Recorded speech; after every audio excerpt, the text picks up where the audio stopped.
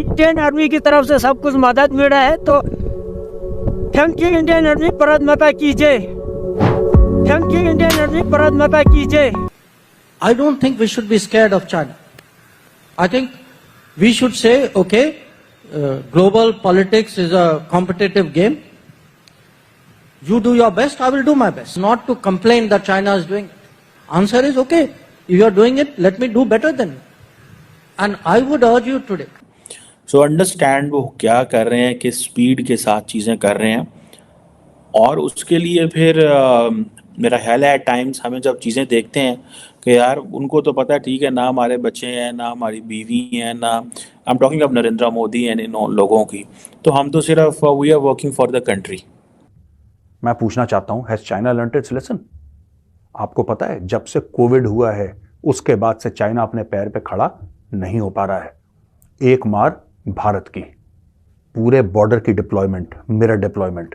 दूसरी मार ताइवान की, ताइवान ने इलेक्शन करवा लिया उसकी नाक के नीचे, और प्रेसिडेंट ऐसे बंदे को इलेक्ट करा है जो कि चाइना से नफरत करता है और चाइना उससे नफरत करता है। तीसरी चीज, अमेरिकन कंपनीज लाओ वापस, धीरे धीरे कंपनियों को बोलो निकालो। टाइम लगेगा, हो सकता है 10 साल लग जाएं, लेकिन अमेरिकन कंपनीज चाइना से बाहर आएंगी ही आएंगी। एक साइड पे लद्दाख पे देखते हैं तो वो लोग इंडियन आर्मी को थैंक यू बोल रहे हैं, इंडियन गवर्नमेंट को थैंक यू बोल रहे हैं वहाँ की डेवलपमेंट के लिए। इसी साइड पे इंडिया चाइना जैसे कंट्री को प्रॉपर टक्कर दे रहा है, चाहे वो लद्दाख में हो या कहीं टेक्नोलॉजी में हो या फिर वो अपना डेवलपमेंट में हो। आई वुड से कि India is a pure democratic state. अगर प्योर नहीं भी है तो ऑलमोस्ट नियर टू प्योर है, क्योंकि वहाँ पे उनके जो सियासतदान है ना वो डिसाइड करते हैं कि what we are going to do in our future and in our present era. ठीक है, और यहाँ पे ऑब्वियस सी बात है, हिडन डिक्टेटरशिप थी और अब ओपनली डिक्टेटरशिप आ गई है। ठीक है, सबके सामने है कि भाई चीजें किस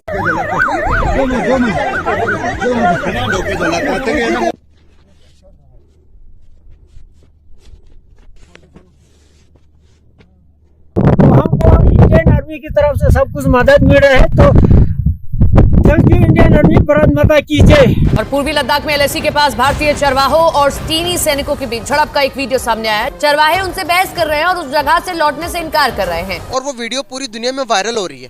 तो एक चाइना को एक सुपर पावर माना जाता, तो वो इंडिया के हाथों इंडिया के फौजियों से मार खा गया। एक तो यहाँ पर बदनामी और बेइज्जती हो गई चाइना की, दूसरे नंबर पर ताइवान बहुत ज्यादा खुश है चाइना को मार पड़ने पर। एक बड़ी खबर ये है कि फ्रांस और इंडिया के बीच एक ऐसा स्पेस पैक्ट साइन हुआ है जिसने चाइना को हिला कर रख दिया है। As per reports, the local nomads with the help of the Indian army were able to fend off the Chinese PLA and some even pelted stones at them. France और इंडिया के बीच जो space pact हुआ है, इसमें the two countries could soon launch military satellites. वो मार रहे हैं और वो आगे से डिफेंस ही सिर्फ कर रहे हैं और जारहाना नहीं है, तो इट्स मीन्स कि इंडिया पावरफुल हो गया है, उसमें इतनी पावर है। तुम अपने जगह पे वापस जाओ, ये हमारी एरिया है करके। और चाइना इस चीज को नोटिस कर रहा है, तो ये पहली बार है कि नेशनलिज्म यहाँ बढ़नी शुरू हो गई। हम अपने नोमैड्स को जो है अपने टेरिटरी को लेके बहुत ही सेंसिटिव होते हैं। हम इसलिए कर पाते हैं क्योंकि इंडियन आर्मी हमारे साथ है, बाकी फोर्सेस हमारे पीछे होते हैं, तब जाके लोकल जो है लड़ने के लिए भी तैयार। हेलो दोस्तों, आपका स्वागत है अपने YouTube channel Bharat Pak reaction and review में। दोस्तों, लद्दाख के चरवाहों ने ही चीनी आर्मी को पत्थर मंगाकर भेज दिया। ये वीडियो ट्विटर पर हर जगह सोशल मीडिया पर ट्रेंड कर रहा है। इस वीडियो को देखकर पाकिस्तानी कह रहे हैं इंडिया की आर्मी तो दूर, इंडिया के लद्दाख के चरवाहों ने ही चीनी आर्मी की हेकड़ी निकाल दी। इंडियन आर्मी, भारत माता की जय। ये वीडियो भारत चीन सीमा के पास काटगंज का है, जिस गलवान में हिंदुस्तान की फौज ने चीनी सैनिकों को बता दिया था कि उनकी दादागिरी नहीं चलेगी।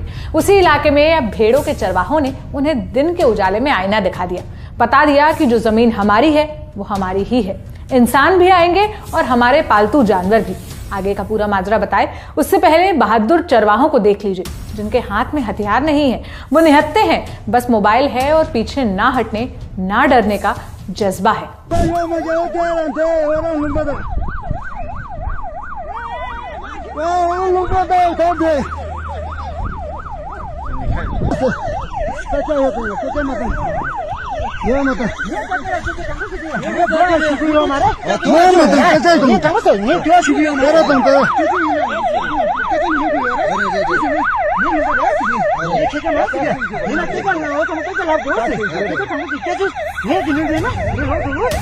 गलवान की लड़ाई के बाद इस इलाके में चीन चरवाहों तक को नहीं जाने देता, जाने पर रोकता है। लेकिन इन तस्वीरों ने साफ कर दिया कि चीन की कोई चालबाजी नहीं चलेगी। चीनी सैनिकों का सामना करने वाले ये नागरिक का वीडियो। हम भोरंग गांव का रहने वाला है, मेरा नाम प्रशीन अफजल है। तो हम यहाँ बकरा बेड़ू चढ़ाने के लिए आया है। तो हमारा दादा दादी भी यहाँ पे चढ़ा रहा था। तो हमको इंडियन आर्मी की तरफ से सब कुछ मदद मिल रहा है। तो thank you Indian army, Bharat माता की जय। चरवाहे बिल्कुल इस तरह से अडिग थे जैसे कि उन्होंने ये तय कर रखा हो कि वो यहाँ से चीनी सैनिकों को पीट कर भगाएंगे। लेकिन फिलहाल इन तस्वीरों में जिस तरह का मनोबल हमारे देश के चरवाहों का दिख रहा है, उससे एक बात साफ है कि देश की सरहदों पर मौजूद सैनिकों ने ये जोश, ये उत्साह उन तमाम लोगों के अंदर भर दिया है कि बॉर्डर के पास रहने वाले लोग भी खुद को सैनिक ही समझ रहे हैं। और यही वजह है कि चीनी सैनिकों से दो दो हाथ करते हुए ये लोग पीछे हटने का नाम नहीं लेते हैं। चाइना जो है वो क्यों परेशान हो रहा है और भारत ने ऐसे कौन से कदम उठाए हैं कि चाइना हक्का बक्का रह गया?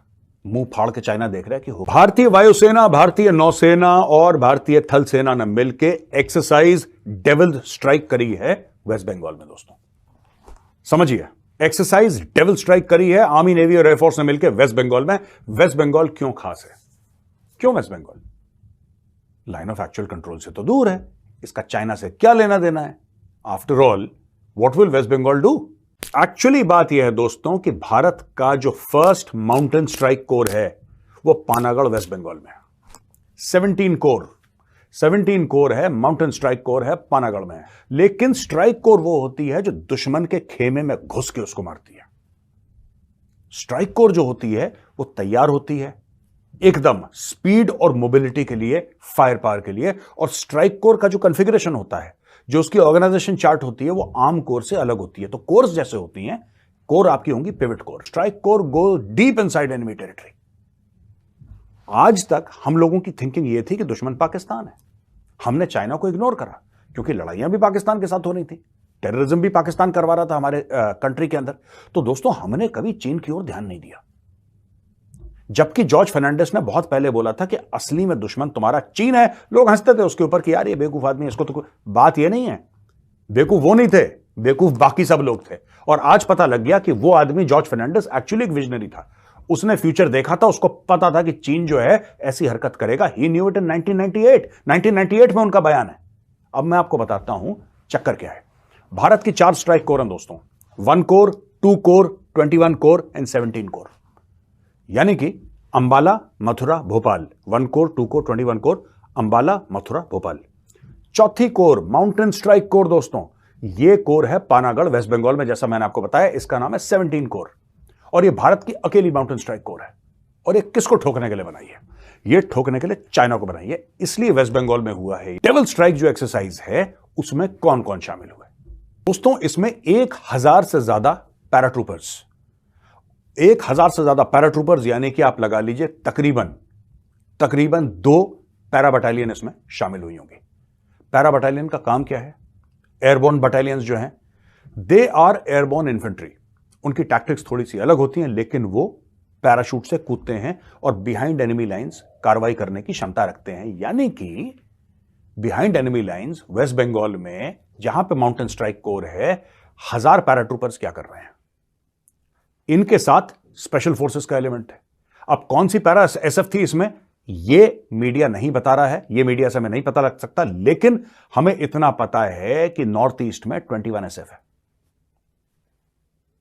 21 एसएफ है, बिल्कुल ये हो सकता है। तीसरी पॉसिबिलिटी है स्पेशल फ्रंटियर फोर्स, एसएफएफ, जिसमें तिब्बती ट्रूप्स हैं ज्यादातर, and it is officered by the Indian army. तो स्पेशल फ्रंटियर फोर्स एक खुफिया फाइटिंग फोर्स है रॉ के अंदर, और उसकी तकरीबन 7 या 8 बटालियंस हैं। और ये इसमें ज्यादातर तिब्बती हैं, और ये वो तिब्बती हैं जिनको ट्रेन करा गया है स्पेशल फोर्सेस टैक्टिक्स में, गुरेला वॉरफेयर में। ये पैराट्रूपर्स भी होते हैं, इनको ये ट्रेनिंग है कि किस तरीके से आप चीन के अंदर जाएं और चीन के अंदर जाके ठोकें चीन को।